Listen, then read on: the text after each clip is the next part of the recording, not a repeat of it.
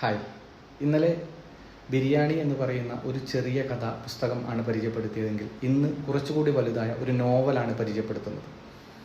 കുറച്ച് കൂടുതൽ സമയമെടുത്ത് വായിച്ചു തീർക്കേണ്ട ഒരു നോവൽ. ബെന്യാമിൻ എന്ന് പറയുമ്പോൾ നമ്മുടെ മനസ്സിലേക്ക് ആദ്യം ഓടിയെത്തുന്നത് സംശയമൊന്നുമില്ല ആടുജീവിതം തന്നെയായിരിക്കും.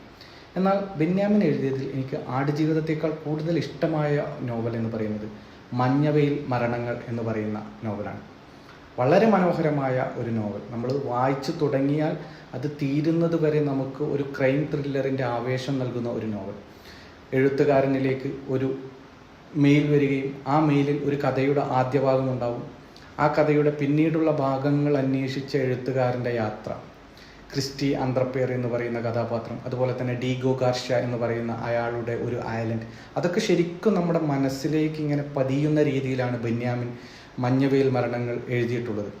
അപ്പോൾ വായനാപ്രേമികൾ നിർബന്ധമായും വായിച്ചിരിക്കേണ്ട ഒരു നോവൽ തന്നെയാണ് മഞ്ഞവെയിൽ മരണങ്ങൾ.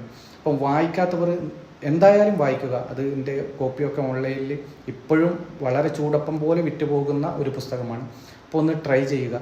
വായിച്ചവർ അവരുടെ വായനാനുഭവം പങ്കുവെക്കുക. Okay, thank U.